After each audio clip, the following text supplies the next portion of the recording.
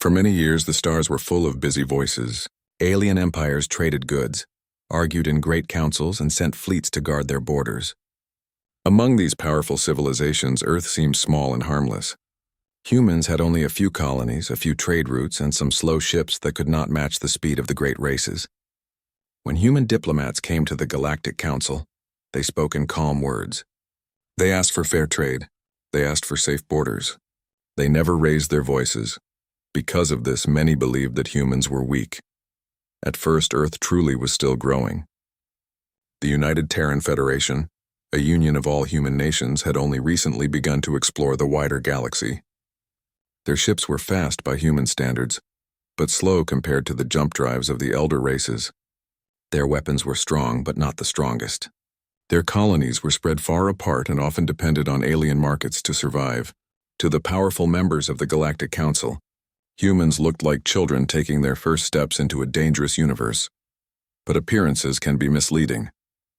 After the first wave of human expansion, the leaders of the Federation learned an important lesson. They saw how the great powers of the Council treated new species. Many were welcomed with kind words, but behind those smiles there were hidden rules. Trade routes were taxed unfairly. Resources were taken at low prices. Colonies were forced to pay protection fees to alien fleets. Some younger species had lost entire worlds because they trusted too quickly. Humanity watched and remembered. Then came the tragedy at New Horizon. New Horizon was a small colony on the edge of the Vega Corridor, a thin stream of stars far from Earth. It was home to farmers, scientists, and families looking for a new life. One dark cycle, pirate raiders attacked the colony. They destroyed cargo stations, burned fields, and left hundreds of people missing. Terran rescue ships arrived too late. When the news reached Earth, grief filled every city. The United Terran Federation sent a protest to the Galactic Council, demanding that the pirates be punished and that the nearby Council fleets take responsibility. The answer was silence. Weeks passed. Finally, a short message came back. The Council expressed regret and called the attack an unfortunate incident. They promised to investigate but did nothing. The pirates disappeared. No ships were sent to guard the colony. No compensation was offered. Human ambassadors repeated their demands, but the council chamber was filled with bored voices. To the elder races, New Horizon was only a small world. To them, humans were too weak to make real trouble. From that day forward, humanity learned a second lesson. The galaxy would not protect them. If justice was to be found, humans would have to build it themselves. On Earth, the Federation met in secret. The president of the Federation called leaders from Mars, Luna, and the great orbital cities. Scientists from hidden laboratories arrived with plans and numbers. Admirals came with quiet eyes and steady voices. Together they began Project Dawnsteel. Project Dawnsteel was more than a plan. It was a promise. Hidden beneath the ice of Europa, deep under the oceans of Titan, and inside the silent dark of Neptune's rings, massive shipyards began to rise.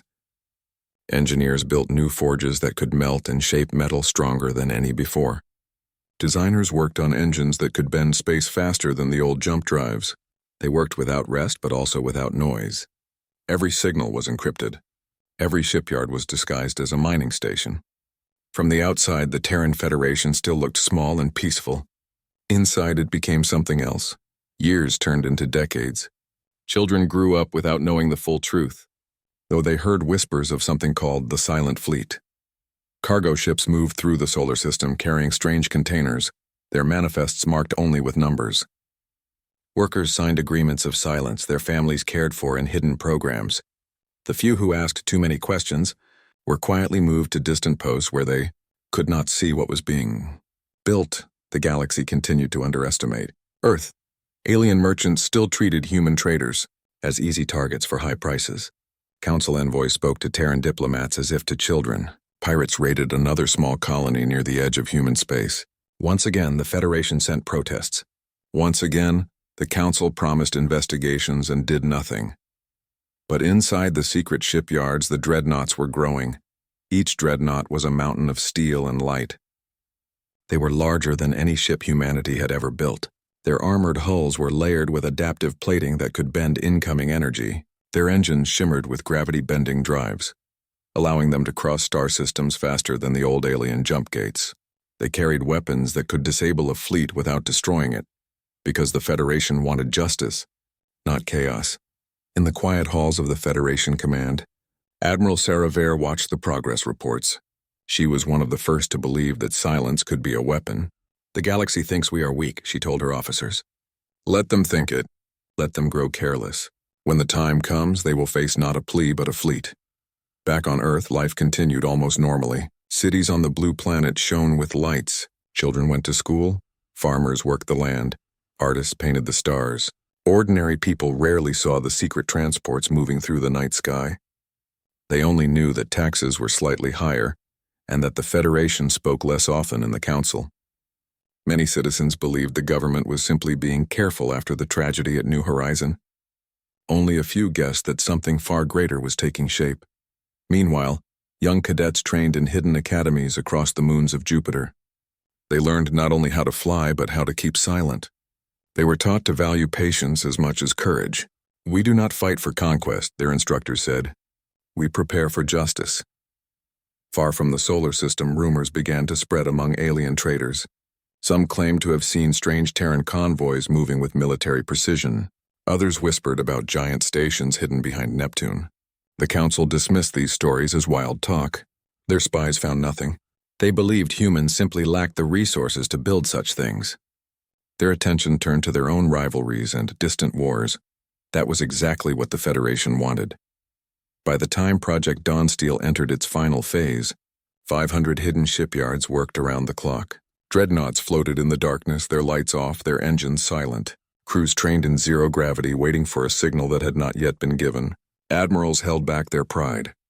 They knew that the longer they stayed silent, the stronger they would become.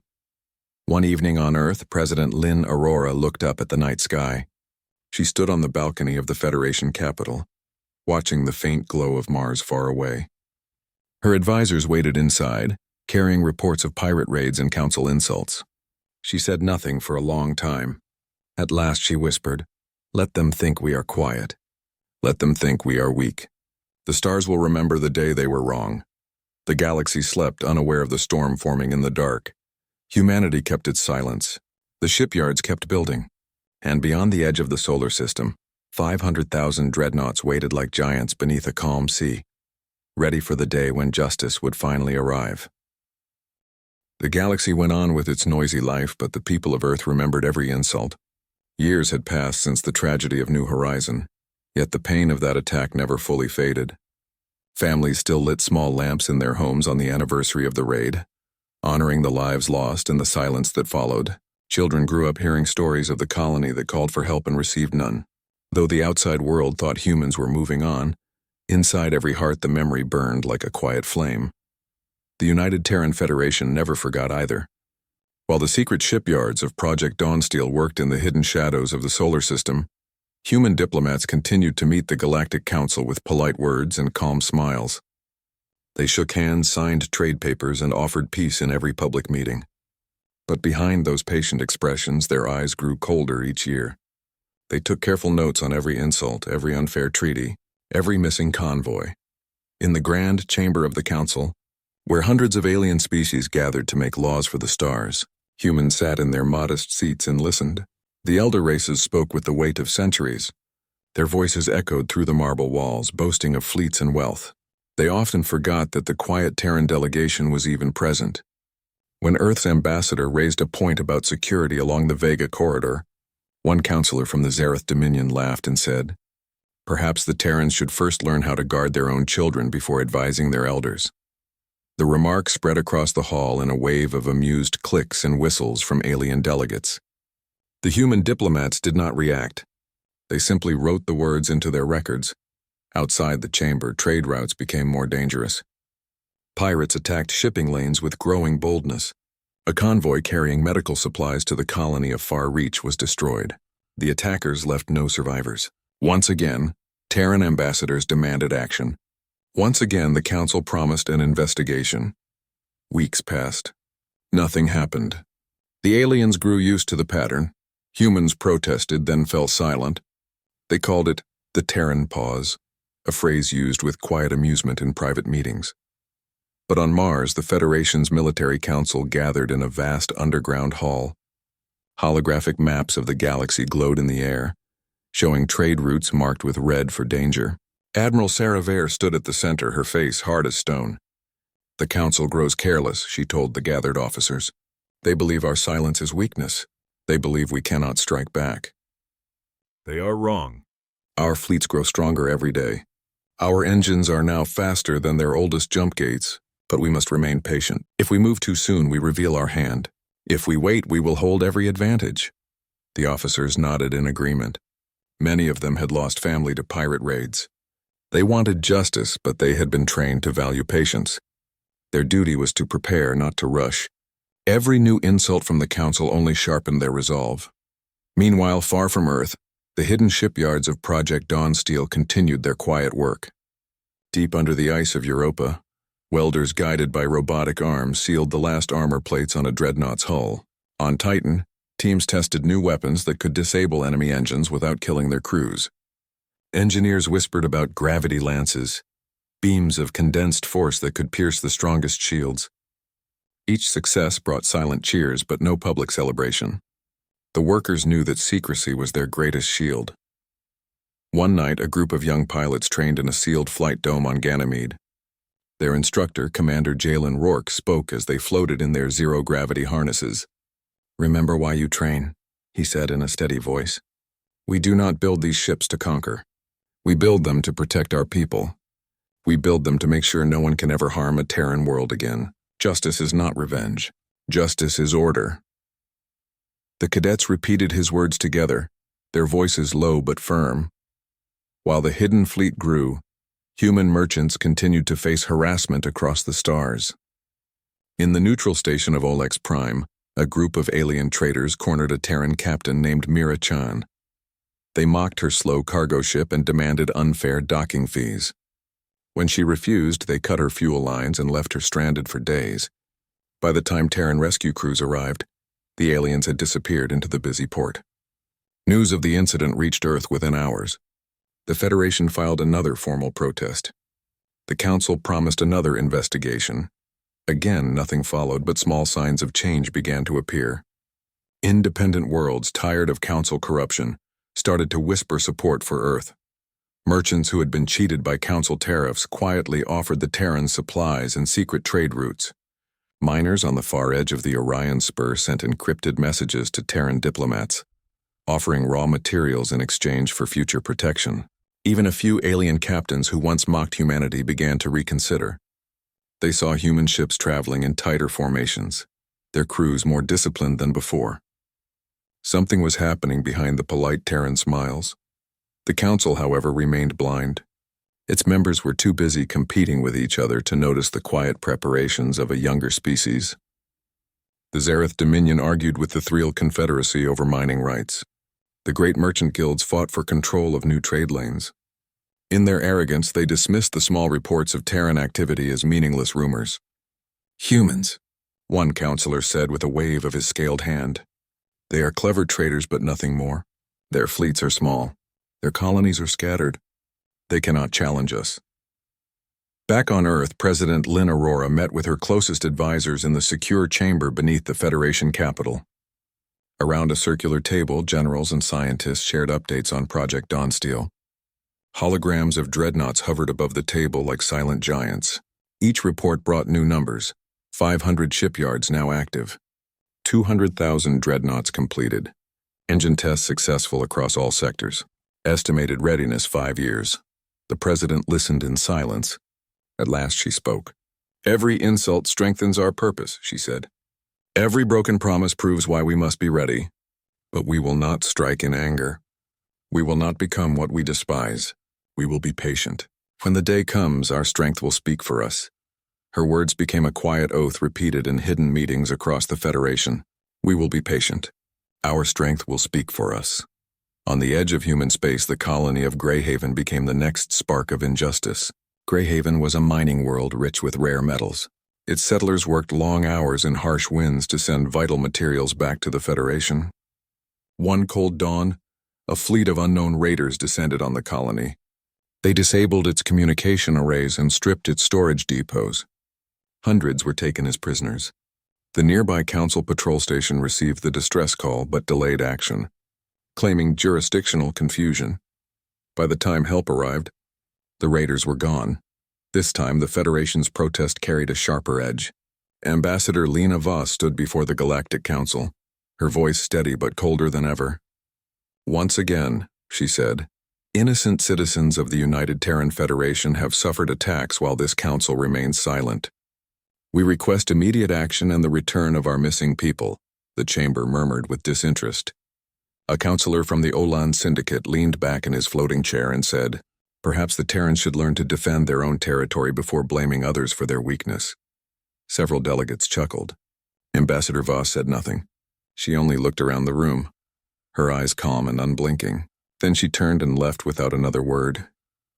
That quiet exit sent a small shiver through the hall. Some delegates noticed the way her guards moved, sharp, precise, almost military in their discipline. Some remembered rumors of hidden shipyards and silent fleets, but most laughed it off. Humans were known for dramatic gestures, nothing more. Far away in the darkness beyond Neptune's rings, Admiral Sarah Vare received the report from Greyhaven. She stood on the command deck of a half-finished dreadnought, the stars reflecting in her eyes.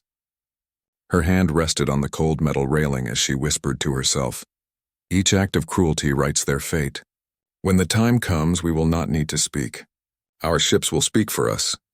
The dreadnought beneath her feet hummed like a sleeping giant. Around it, thousands of other ships floated in silent readiness. The galaxy believed Earth was weak, but every insult, every broken promise, every stolen life only fueled the fire that would one day wake the storm.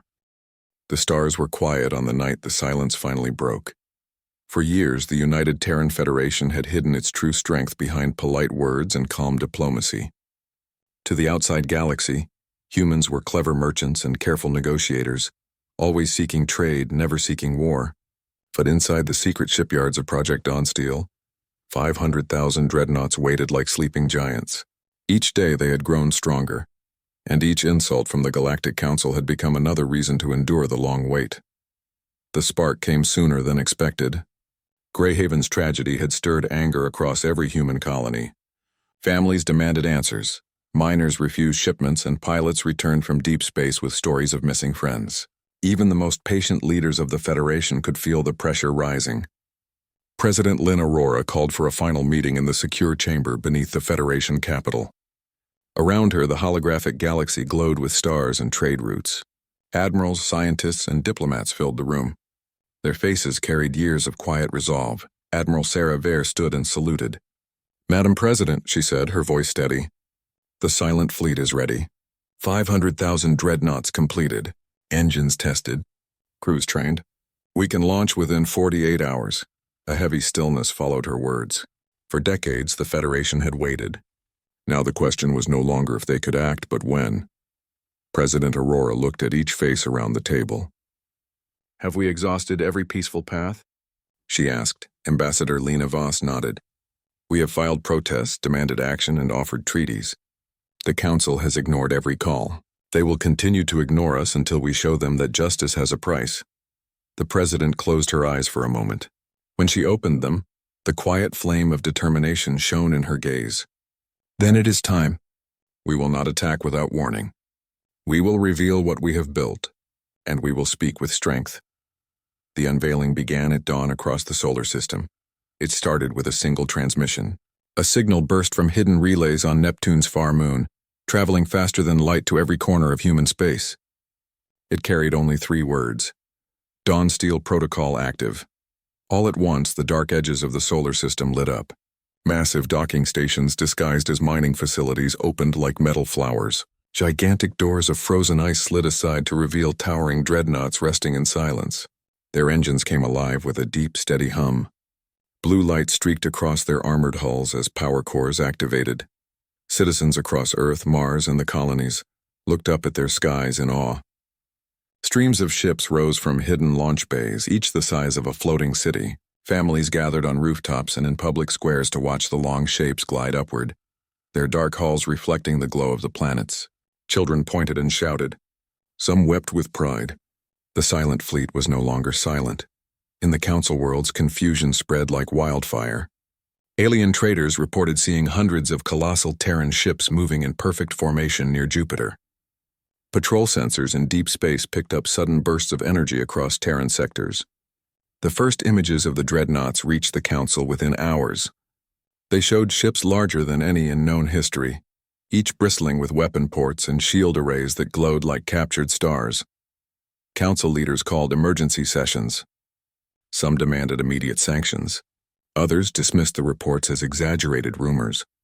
But as more signals arrived, clear, undeniable, and terrifying, the chamber filled with uneasy silence. The humans had not only matched the power of the elder races, they had surpassed it.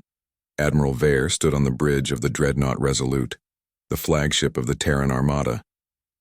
The vast command deck stretched before her, filled with officers in crisp uniforms. Every screen glowed with launch confirmations. Her voice carried across the quiet room. "Fleet status?" "All squadrons report ready," said Commander Jalen Rourke, the same instructor who once trained young pilots on Ganymede. "Engines are stable. Weapons remain on safe mode." Vare looked out at the stars. The Resolute floated at the edge of Neptune's orbit, surrounded by thousands of other dreadnoughts.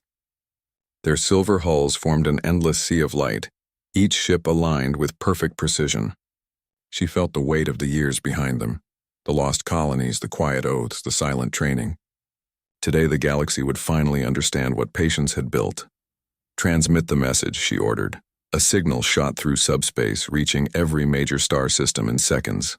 It carried the emblem of the United Terran Federation and a calm voice that spoke in every known language. "This is the United Terran Federation. We have endured attacks, theft, and broken promises. We have sought justice through words and have been ignored. Justice delayed is not justice denied. We now reveal our fleet to protect every Terran world and every innocent life threatened by violence. We seek peace, but we will not remain silent." The message repeated across thousands of channels. It appeared on the screens of alien marketplaces, inside the chambers of the Council, and even in the private quarters of pirate captains. Everywhere beings of every shape and color paused to listen. Some dismissed it as a bold speech. Others felt a chill as they saw the scale of the ships behind the words. The first movement of the fleet was not an attack. Instead, dreadnoughts began to jump to key Terran colonies. Within hours, massive formations arrived over worlds that had long feared raids. Their arrival was silent but overwhelming. Engines glowed like blue suns. Shadows of gigantic hulls stretched across the surfaces of planets. On New Horizon, the colony that had suffered the first great tragedy, citizens watched as a wall of dreadnoughts appeared above their skies. The ships formed a protective ring around the world, their shields shimmering like glass. Children who once hid from pirates now stood openly in the streets, their eyes wide with wonder. An elderly farmer whispered, "They came back. Earth kept its promise." The same scenes played out across Far Reach, Greyhaven, and dozens of other colonies. Where once pirates ruled, now Terran ships stood guard. Federation Marines boarded raider bases and disabled their weapons without bloodshed. Captured pirates were transported to secure stations for trial. The message was clear: humanity would protect its own, and it would do so with strength and discipline. In the council chambers, panic turned to uneasy debate. Representatives of the elder races argued late into the night. Some demanded immediate military action, but their own fleets were scattered and unprepared. Others urged negotiation, warning that a war with 500,000 Terran dreadnoughts could doom entire sectors. A counselor from the Thriel Confederacy finally spoke a truth that many feared to admit. "Look at their formations," she said, pointing to the images of the Terran fleet. "They have the power to strike, yet they do not attack. They disable pirates, not planets. This is not conquest. This is control." The room fell silent. For the first time in living memory, the Great Council understood that they were no longer the only power in the galaxy. On the bridge of the Resolute, Admiral Vare received the first reply from the Council. It was a simple request, a meeting to discuss new security arrangements. Vare allowed herself the faintest of smiles. "They are beginning to listen," she said. President Aurora's voice came over the secure channel. "Hold your position. Offer them peace, but demand justice for every colony. We will show them strength with restraint," Vare nodded. "As you command, Madam President." She looked once more at the endless formation of Terran ships. 500,000 dreadnoughts floated like a silver ocean. engines glowing softly against the dark sea of stars. They were not instruments of war alone. They were a message written in steel. Humanity had been patient. Humanity had been silent. Now humanity would be ignored no longer. Throughout the galaxy, ordinary beings watched the broadcast with awe. On distant moons, miners cheered. On trade stations, merchants whispered of a new balance of power. Even pirates, once bold and fearless, began to abandon their bases. The sight of Terran dreadnoughts arriving in perfect formation sent fear into every heart that had once mocked Earth. The silent fleet had spoken without firing a single shot. The universe would never again mistake silence for weakness. The galaxy had never seen anything like it. For centuries, the powerful races of the Galactic Council had measured strength by fleets, weapons, and political alliances. They had relied on fear, intimidation, and old rivalries to control younger species. But now, in the far reaches of space, an entire civilization had revealed itself in a way no one had expected. The United Terran Federation's fleet of 500,000 dreadnoughts moved not to conquer, but to protect. The scale was unimaginable.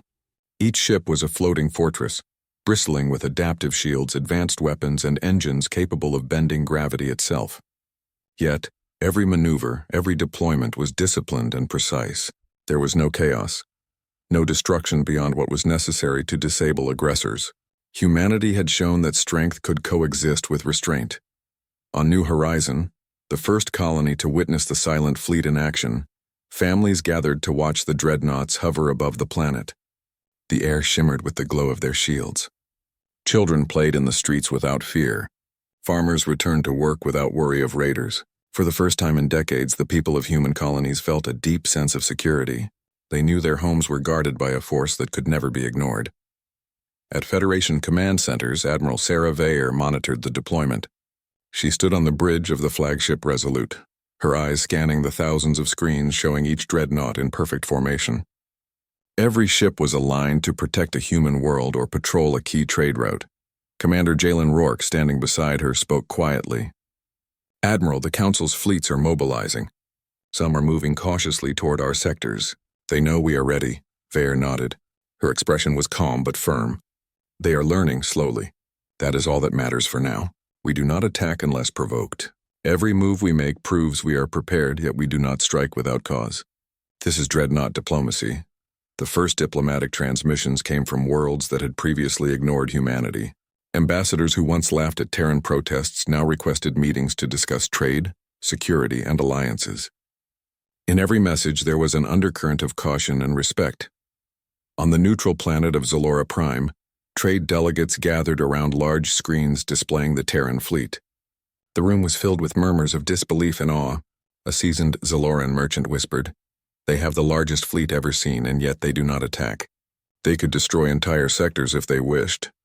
Across the galaxy, smaller civilizations that had suffered under Council oppression quietly celebrated. They saw in humanity a new model of power, one that did not rely on fear alone but demanded respect through action and discipline. Slowly, these independent worlds began to pledge their support, offering raw materials, secret trade routes, and intelligence. Meanwhile, the Council struggled to respond. Its members were divided. Some urged immediate military retaliation, believing that fear alone could restore control. Others suggested negotiation, recognizing that the Terran fleet was far larger than any one Council member's forces. For the first time in history, the Elders faced the realization that they could not ignore a young species. In the command halls of the Terran Federation, President Lynn Aurora addressed her advisors. "Diplomacy is as powerful as our dreadnoughts," she said. "We do not seek conquest, yet we must insist on justice for our people. Every treaty, every alliance must recognize the mistakes of the past. We will protect every colony, ensure every trade route is safe, and prevent any future harm to Terran citizens." Her words became the guiding principle of the campaign. The Terran fleet moved with discipline and precision, not violence. Dreadnoughts blocked pirate routes, disabled rogue fleets, and patrolled the edges of human space. They acted as guardians, ensuring that no world within the Federation or allied territories could be threatened without consequence. On Greyhaven, one of the mining colonies that had suffered raids, Terran ships hovered above key resource zones. Their presence alone deterred raiders from returning. When a small group of pirates attempted a strike, the Dreadnoughts used non-lethal measures to disable engines and communications. No lives were lost. The pirates were captured and later handed over to Federation authorities for trial. The message was clear across every system. Humanity could be merciless if provoked, but it preferred order over chaos. Council members, now forced to acknowledge the Silent Fleet's power, began to approach the Terran ambassadors. Meetings were held in secure neutral zones, with Dreadnoughts stationed just outside orbit. The Council offered to discuss reparations, colony boundaries, and trade regulations. Human diplomats, guided by the President, insisted on fair treatment and the restoration of rights to colonies that had been ignored or seized. Ambassador Lena Voss stood before the Council during one such session. Her voice was steady and confident. "We do not seek war. We seek justice. Our people have suffered while this Council remained silent. Now we stand ready not only to protect ourselves but to ensure fairness for every world that has been ignored or abused. We demand recognition and restitution where it is due." The Council debated long into the night. Some members resisted, clinging to their old ways, unwilling to cede power to humans. Others realized that continued resistance could provoke a response they were not prepared for. The sheer scale and discipline of the Terran Dreadnoughts made it clear that any attempt to coerce or attack humanity would be catastrophic. Across the human colonies, ordinary citizens watched news feeds with pride. Farmers, miners, teachers, and children all felt a sense of unity with the fleets that hovered above their worlds. Humanity's patience had finally paid off. The Silent Fleet was no longer a rumor or a legend. It was real, powerful, and disciplined. Even the younger generations who had grown up never seeing their fleets now understood the meaning of their parents' lessons. The patience, training, and quiet determination of the past decades had created a force capable of defending humanity and enforcing justice across the galaxy. Admiral Vare reviewed the latest deployment plans. "Every system is covered," she said. "Our Dreadnoughts are positioned to respond within hours anywhere in Terran space. Every pirate route blocked, every vulnerable colony shielded. We will not attack, but we will protect. That is our diplomacy." Commander Rourke nodded. "It is impressive, Admiral. Every ship, every crew, all trained for years. The galaxy will not ignore us again." Vare allowed herself a brief smile. "Yes, Commander. They will learn that patience is strength, and silence can be louder than the loudest war cry." For the first time in centuries, the Galactic Council felt what it meant to face a species that refused to be ignored. Negotiations began not out of fear, but out of respect for humanity's power and restraint. The Dreadnoughts remained in position, ready to act if provoked, yet their presence alone was enough to enforce compliance. Through careful diplomacy, Terran leaders secured agreements that returned stolen colonies, ensured fair trade, and protected human citizens in systems previously beyond their reach. Independent worlds previously oppressed or ignored began quietly aligning with the Federation, seeking the protection and fairness that humanity now enforced. The Silent Fleet had spoken. The galaxy had heard it. Yet even as peace and order spread, the leaders of Earth knew the lesson was not complete. The world must remain vigilant. Power alone was not enough. Discipline, patience, and justice were the true foundations of lasting respect. President Aurora addressed the public for the first time since the deployment. Her words were broadcast across every Terran world. "Today we show the galaxy that patience and preparation are more powerful than anger. We have endured injustice, but we have not become what we despise. We have built a force to protect our people, defend the innocent, and demand fairness. This is not conquest. This is justice, and we will maintain it with wisdom and strength for all time." Across the stars, the Dreadnoughts glimmered like silent guardians. Humanity had not only protected itself, it had rewritten the rules of the galaxy. The era of being ignored was over, and yet in the quiet corners of the solar system, Admiral Vare and her officers knew that vigilance must continue. The Council might accept treaties today, but the galaxy was vast and challenges would arise again. For now, though, humanity had proven its point. Silence was not weakness. Patience was not passivity, and justice was a force stronger than fear. The Dreadnoughts stood ready. The fleets remained disciplined. And the galaxy for the first time truly listened. The galaxy had changed forever. For centuries, the great powers of the Galactic Council had relied on intimidation, alliances, and fear to maintain control. They had assumed that humans were a small, weak species, easy to dismiss and ignore. But that assumption had been shattered. 500,000 dreadnoughts, disciplined, powerful, and precise, now stood as a testament to patience, preparation, and justice. Across human space, the fleets moved with quiet authority. They patrolled every colony, every trade route, and every vulnerable sector. Pirates, once daring and ruthless, had vanished into fear or retreat. Independent worlds, previously oppressed by the Council, began to seek protection and alliances with the United Terran Federation. Even Council fleets approached Terran territory with caution, knowing that any misstep could provoke a response of unimaginable scale. On Earth, the Federation capital was alive with activity.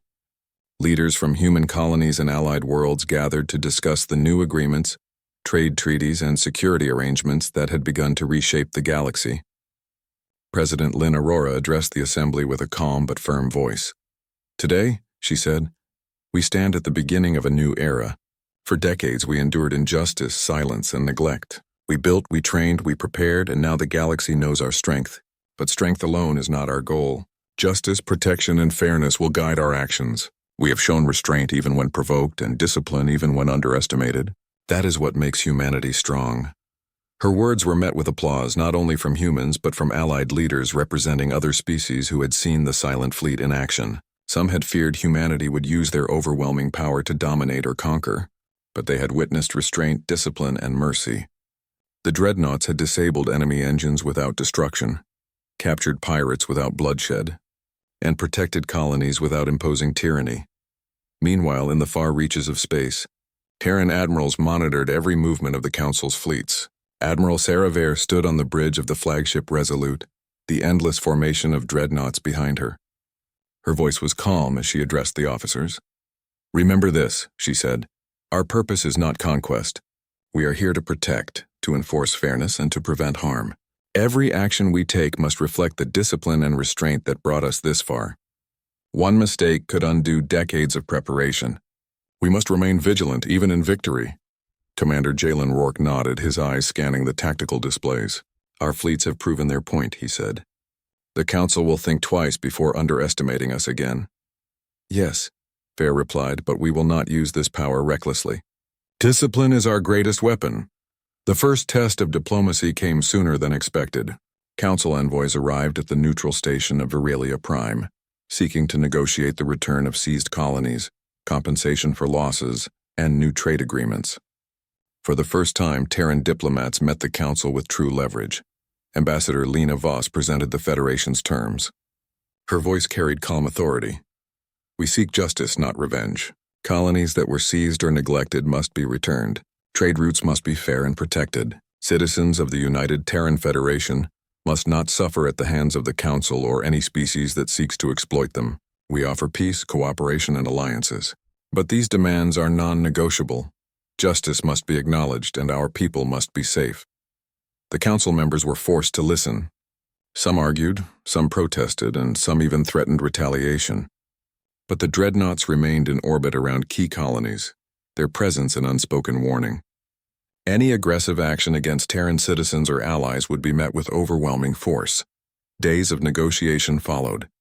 Tensions ran high, but the Council slowly recognized that humanity's approach was not only powerful, but fair. Unlike other species that used fleets to conquer and dominate, humans had demonstrated restraint, justice, and diplomacy. By the end of the negotiations, the Council agreed to the Accords of Sol, recognizing Terran sovereignty, returning seized colonies, and committing to fair trade practices. Across the galaxy, the news spread quickly. Independent worlds that had once been oppressed or overlooked began to approach the United Terran Federation. They sought protection, alliance, and trade opportunities. For the first time, humans were not just participants in galactic affairs. They were leaders, setting standards of fairness, discipline, and strength. On New Horizon, the first colony to witness the Dreadnoughts' arrival, citizens celebrated quietly but proudly. Farmers returned to their fields without fear. Children played under the watchful glow of protective ships, and teachers told stories of patience, discipline, and justice. The legend of the Silent Fleet became a symbol of hope for all human worlds. Even the pirates who had once spread chaos across Terran space understood that the era of lawless raiding was over. They abandoned their bases, their ships seized or disabled without bloodshed. Many chose to leave Terran space entirely, realizing that the Silent Fleet's discipline left no room for recklessness. Meanwhile, the Federation continued to build and prepare. The Dreadnoughts, though now revealed, remained a disciplined force. They patrolled, trained, and stood ready for any threat. Humanity had learned that vigilance must never be abandoned.